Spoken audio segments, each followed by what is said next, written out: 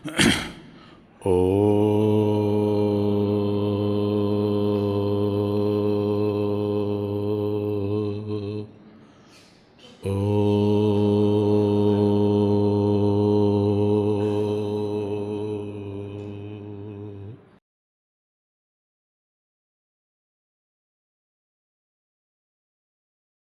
పార్థాయ ప్రతిబోధితాం భగవతా నారాయణేన స్వయం వ్యాసేన గ్రథితాం పురాణమునినా మధ్యే మహాభారతం అద్వైతామృతవర్షిణీం భగవతీం అష్టాదశాధ్యాయినీం అంబ త్వామనుసందధామి భగవద్గీతే భవద్వేషిణీం నమోऽस्तु తే వ్యాసవిశాలబుద్ధే పుల్లారవిందాయతపత్రనేత్ర ఏన త్వయా భారతతైలపూర్ణః ప్రజ్వాలితో జ్ఞానమయః ప్రదీపః ప్రపన్నపారిజాతాయ స్తోత్రవేత్రైకపాణయే జ్ఞానముద్రాయ కృష్ణాయ గీతామృతదుహే నమః.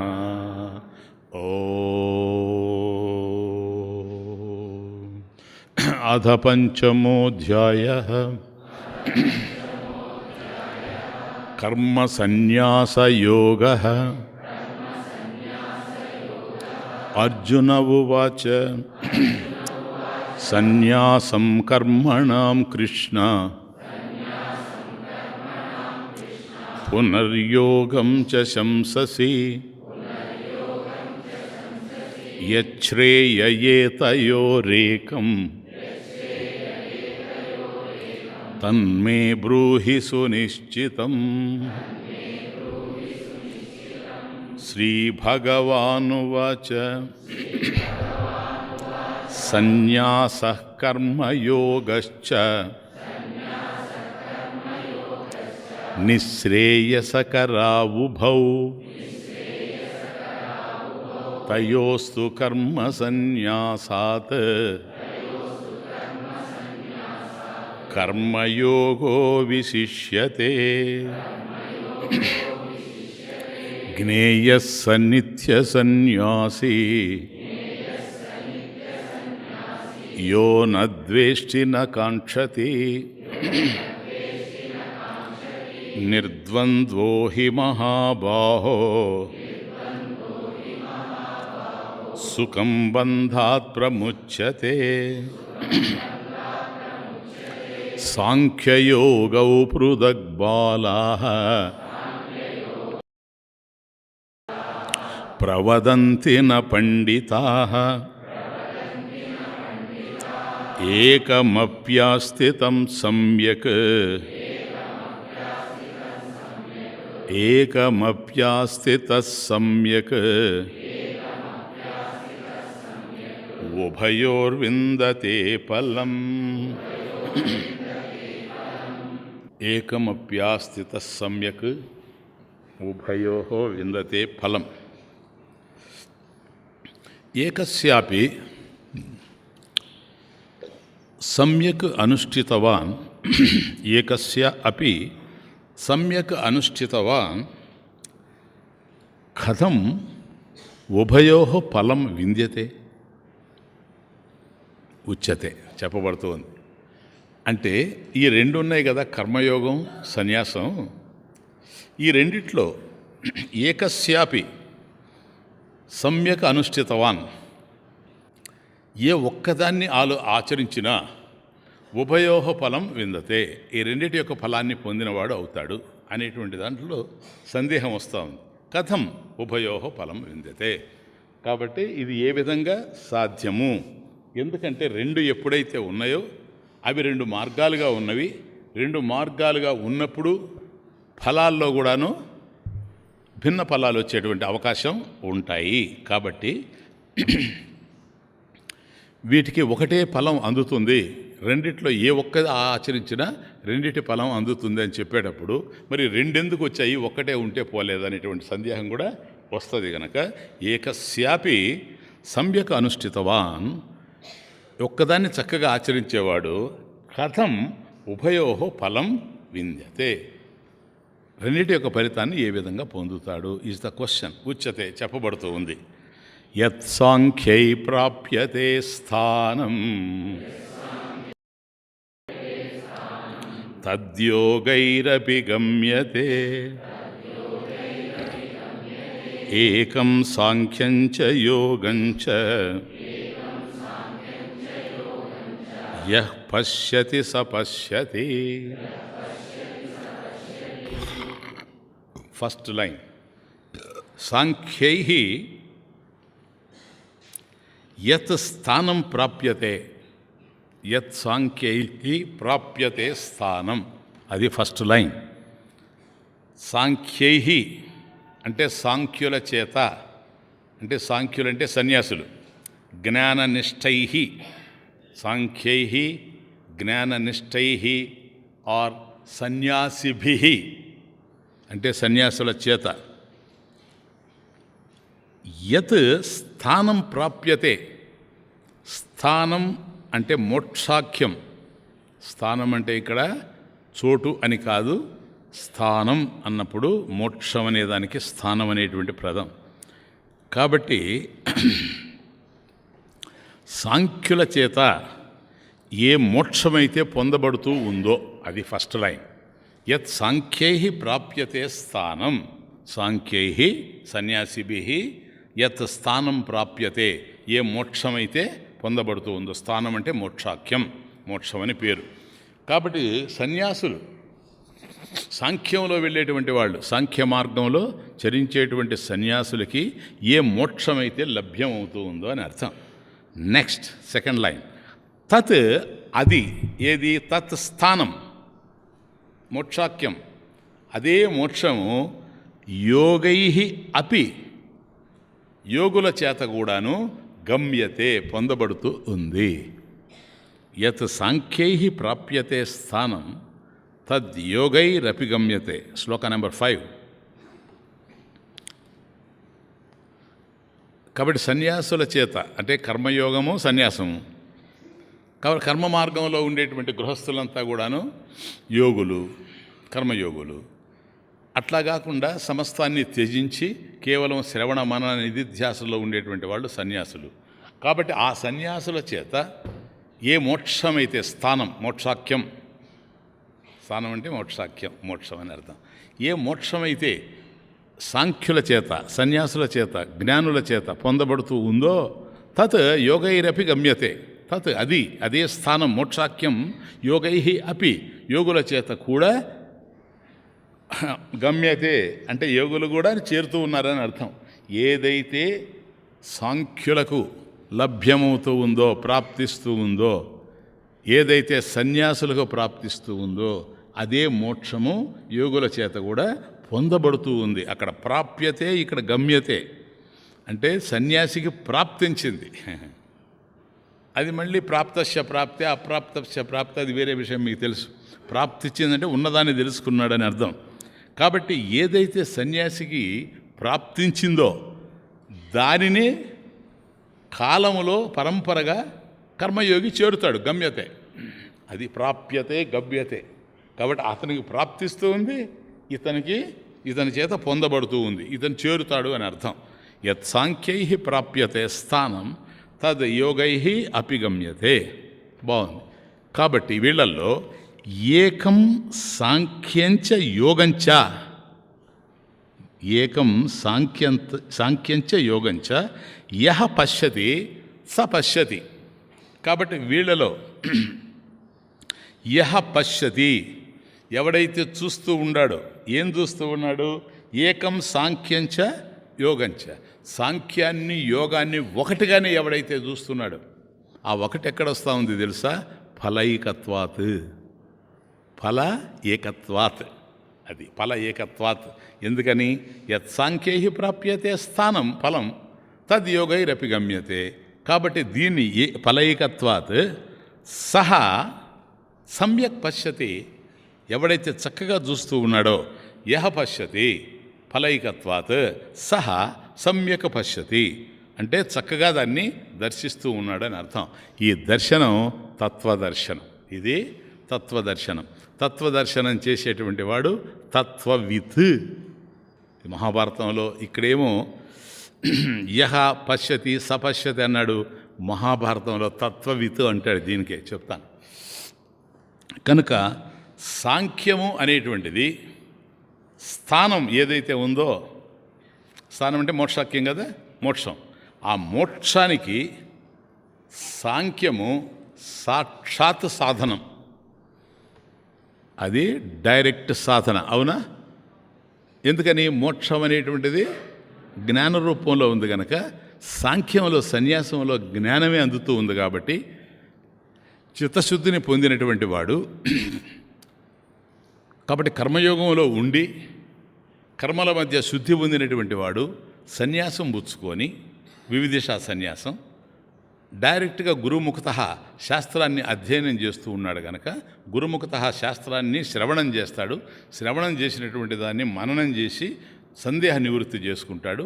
దాని నిధిధ్యాసలో స్థిరపరచుకుంటాడు కనుక ఇంకా అక్కడ ఎప్పుడైతే జ్ఞానం వచ్చిందో జ్ఞానాత్ మోక్ష ఇది. కాబట్టి జ్ఞానం వల్లనే మోక్షం కనుక మోక్షానికి జ్ఞానము సాక్షాత్ సాధనం. అంటే జ్ఞానము సాధనం, మోక్షము సాధ్యం. అదే సిద్ధి అనుకోండి, సిద్ధం అంటాం మనం తర్వాత. కాబట్టి ప్రస్తుతానికి సాధ్యం అనుకోండి. కాబట్టి మోక్షం అనేటువంటిది సాధ్యమైనప్పుడు దానికి సాధన ఏంటంటే జ్ఞానమే సాధన. జ్ఞానాత్ మోక్ష ఇది. కాబట్టి ఇది ఏ సాధన అని అంటే సాక్షాత్ సాధన, డైరెక్ట్. సాంఖ్యం అనేటువంటిది, సన్యాసం అనేటువంటిది సాక్షాత్ సాధన. క్లియర్? ఇక రెండవది ఉంది. ఏంటది? కర్మయోగం. ఇది ఏమిటి? రెండిటికి ఒకటే ఫలం అంటున్నాడు కదా, మరి ఇదేమిటి అని అంటే ఇది పరంపరా సాధనము. అది సాక్షాత్ సాధనము, ఇది పరంపరా సాధనం. సాక్షాత్ సాధనం అంటే శ్రవణ మనన నిధిధ్యాసల ద్వారా జ్ఞానం ప్రాప్తిస్తూ ఉంది కనుక ఆ జ్ఞానం ద్వారానే మోక్షాన్ని పొందడం సాక్షాత్ సాధనం. ఇది పరంపరా సాధనం. పరంపరా సాధనం అంటే ఏంటి? కర్మలో ఉండడం, కర్మయోగంలో ఉండడం, కర్మల్ని ఆచరించడం. ఈ కర్మలు ఆచరించేటువంటి శక్తిని భగవంతుడు మనకు ప్రసాదించాడు కనుక ఈశ్వర ప్రసాదంగా మనకి ఇది అందింది కాబట్టి ఈశ్వరార్పణ బుద్ధితోనే కర్మల్ని చేస్తూ ఉండడం. ఫలం ఎప్పుడైతే వస్తూ ఉందో దాన్ని ప్రసాదంగా స్వీకరిస్తూ ఉండడం. ఈ విధంగా చేయడం వల్ల రాగద్వేషాలు సమరసమైపోతూ ఉన్నాయి కనుక ఈ రాగద్వేషాలు అనేటువంటి మలం నుండి విముక్తిని పొందినటువంటి నిర్మలుడై ఉన్నాడు కనుక అటువంటి నిర్మలమైనటువంటి అంతఃకరణ ఎవరికైతే ఉందో అతడు కర్మయోగం నుండి వివిధిషా సన్యాసి అయ్యి మోక్షాన్ని పొందొచ్చు. లేదా సన్యాసమే పుచ్చుకోకుండా కర్మయోగం నుండే డైరెక్ట్గా కూడాను శ్రవణ మన నిధిధ్యాసలు చేసి తరించిపోవచ్చు. అట్లాగే జనకుడు వీళ్ళంతా కూడా ఆ కోవకు చెందినటువంటి వాళ్ళు. కాబట్టి వాళ్ళు సన్యాసులు కాదు, అయినా తరించిపోయారు. కృష్ణుడు సన్యాసి కాదు, రాముడు సన్యాసి కాదు, జనకుడు సన్యాసి కాదు. వీళ్ళు సన్యాసులు కాకపోయినా తరించిపోయారు.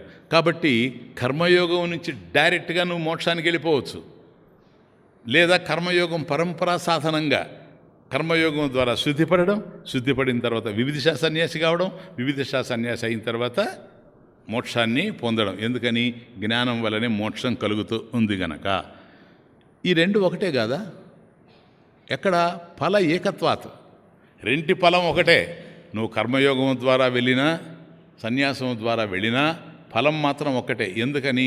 అక్కడ జ్ఞానం నుండే పోవాలి, ఇంకొక విధంగా పోవడానికి అవకాశం లేదు. కర్మయోగి అయినా కూడాను కేవలం కర్మయోగంతో పొందలేడు, జ్ఞానాన్ని పొందే సాధించాలి. శుభ్రంగా మీకు అర్థం కావాలంటే హైదరాబాదులో బయలుదేరినటువంటి ఒక ట్రైను చెన్నైకి పోతూ ఉంది. మీరు చెన్నైకి పోవాలి, సరేనా? డైరెక్ట్ ట్రైన్ ఒకటి, డైరెక్ట్ భోగి ఒకటి. ఇదండి తమాషా అట్లుంది. అంటే డైరెక్ట్ ట్రైన్ ఏంటండి అని అంటే ఇక్కడ బయలుదేరుతుంది, చెన్నైకి చేరిపోతావు, అది డైరెక్ట్ ట్రైన్. అది సాంఖ్యం, సన్యాసం, డైరెక్ట్గా వెళ్ళిపోతుంది. రెండవది డైరెక్ట్ భోగి ఏమిటో తెలుసా? ఇక్కడ ఒక భోగిలో కూర్చుంటావు నువ్వు. విజయవాడ పోయిన తర్వాత ఆ భోగిని డిటాచ్ చేస్తాడు. ఎందుకని డిటాచ్ చేస్తాడు? నువ్వు ఎక్కింది గోదావరి ఎక్స్ప్రెస్, నువ్వు పోవాల్సింది చెన్నైకి. కానీ చెన్నైకి పోవడానికి ఏ భోగి అయితే ఉందో ఆ భోగిని గోదావరి ఎక్స్ప్రెస్కి అటాచ్ చేశాడు. విజయవాడలో డిటాచ్ చేస్తాడు. డిటాచ్ చేసిన తర్వాత ఆ ట్రైన్ ఏమో వైజాగ్ వెళ్ళిపోతుంది. ఇది చెన్నైకి పోయే ట్రైన్కి తీసుకెళ్ళి దీన్ని తగిలిస్తాడు. నువ్వు దిగేదే లేదు. అది అర్థం చేసుకో. నువ్వు ఎక్కడైతే కూర్చొని ఉన్నావో, ఏ యొక్క కంపార్ట్మెంట్లో నువ్వు ఎక్కున్నావో అక్కడే ఉన్నావు. నువ్వు ఎక్కడికి పోలేదు. కాబట్టి ఎవడైతే కర్మయోగిగా ఉన్నాడో వాడు కర్మయోగిగానే ఉండి అక్కడి నుంచి చలనమే లేకుండా వెళ్ళిపోవచ్చు. అది డైరెక్ట్ భోగి ఒకటి, డైరెక్ట్ ట్రైన్ ఒకటి. డైరెక్ట్ ట్రైన్లో పోయేటువంటి వాడు వివిధిషా సన్యాసి, సాంఖ్య. అట్లాగే డైరెక్ట్ భోగిలో పోయేటువంటి వాడు కర్మయోగి. ఇద్దరు ఒకటే. రెండిట్లో ఏమన్నా తేడా ఉందా? ఇద్దరు ఏం మారలేదు. ఇద్దరు గమ్యం కూడా ఒకటేనా? కాబట్టి డైరెక్ట్ ట్రైన్లో ఎక్కినవాడు మెడ్రాసే చేరుతున్నాడు, డైరెక్ట్ భోగిలో ఉన్నవాడు మెడ్రాసే చేరుతున్నాడు. అది తమాషా. కాబట్టి ఇద్దరికి ఒకటే స్థానం. స్థానం మీన్స్ గమ్యం, మోక్షం. యత్ సాంఖ్యై యత్ స్థానం సాంఖ్యై ప్రాప్యతే తత్ యోగైరపి గమ్యతే. ఏదైతే సాంఖ్యుల వల్ల పొందబడుతూ ఉందో అదే యోగుల వల్ల కూడాను పొందబడుతూ ఉంది గనక ఈ రెండు ఒకటే అని ఎవడైతే తెలుసుకుంటాడో, ఏకం సాంఖ్యంచ యోగంచ యః పశ్యతి సపశ్యతి. ఎవడైతే సాంఖ్యము యోగము ఒకటేనని తెలుసుకుంటాడో వాడే సత్యాన్ని దర్శించినటువంటి వాడు, తత్వవిత్, తత్వం తెలిసినటువంటి వాడు, తత్వదర్శి, తత్వాన్ని దర్శించేటువంటి వాడు. ఎస్. మరి స్వామీజీ కొందరు ఏ కర్మయోగం లేకుండా, ఫర్ ఎగ్జాంపుల్ శంకర ఎవరో పుట్టుకతోనే వాళ్ళు శ్రవణమాన నిధిధ్యాసంలోకి వెళ్ళిపోయారు కదా. 8 సంవత్సరాలకే శాస్త్రం వచ్చేసింది ఆచార్యుల వారికి. అంటే శ్రవణము మననము నిధిధ్యాసం అయిపోయింది. కాబట్టి కర్మయోగానికి అవకాశమే ఎక్కడ కనపడడం లేదు. పుట్టుక నుంచి జ్ఞాన మార్గంలోనే, సాంఖ్యంలోనే ఉన్నాడు కానీ కర్మలో ఉన్నట్టుగా ఎక్కడ మనకు తెలియడం లేదు. కానీ ఆయన తరించిపోయాడు. కాబట్టి మీరు చెప్పినట్టుగా రెండో శ్లోకంలో స్వామి చెప్పినట్టుగా తయోస్తు కర్మ సన్యాసాత్ కర్మయోగో విశిష్యతే. కర్మ సన్యాసం కన్నా కర్మయోగమే విశిష్యం కనుక ఈ పరంపరా సాధనం ఏదైతే ఉందో కర్మయోగంలోకి వచ్చి చిత్తశుద్ధిని పొందిన తరువాతే. ఎందుకని? చిత్తశుద్ధి లేకపోతే మాత్రం సన్యాసం ఫలించదు. ఎందుకంటే ఫలించడం అంటే అక్కడ శ్రవణం జరగాలి. శ్రవణం సిద్ధించాలంటే మనసు శుద్ధిపడి ఉండాలి. ఆ శుద్ధి అనేటువంటిది కర్మయోగం వల్లనే లభ్యం అవుతుంది. అది కానిటువంటి వాడు పొందే అవకాశం లేదు కనుక తయోహో తూ కర్మ సన్యాసాత్ కర్మయోగో విశిష్యతే. కర్మ సన్యాసం కన్నా కర్మయోగమే విశిష్టమైనటువంటిది, శ్రేష్టమైనటువంటిది అని 2వ శ్లోకంలోనే మనకు తెలియజేయడం జరిగింది. మరి అట్లాంటప్పుడు వీళ్ళేంటి స్వామీజీ, వీళ్ళు కర్మయోగం లేకుండానే వచ్చారు కదా అంటే, జ్ఞానులు ఎవరైతే మనకు తెలుస్తూ ఉన్నారో, పుట్టుకతోనే వాళ్ళకి సన్యాస లక్షణాలు ఉన్నాయో, పుట్టుకతోనే వాళ్ళకి జ్ఞాన పిపాస ఉందో, జ్ఞానార్జన ఉందో, కారణం కనిపించదు. ఇది పూర్వజన్మ ఫల విశేషం. ఇప్పుడు ఫర్ ఎగ్జాంపుల్ రమణకు మనకేం కారణం కనిపించదు. ఆయనకి ఎందుకు వచ్చిందో ఇంత వైరాగ్యం అసలు ఊహకు అందదు. అసలు కర్మయోగంలోనే లేడు నన్ను అడిగితే. 16 సంవత్సరాలకే వెళ్ళి కూర్చున్నాడు సాధనలో. రెండవది తెలియని పరిస్థితుల్లో ఉన్నాడు. అక్కడి నుంచే జ్ఞానం వచ్చేసింది.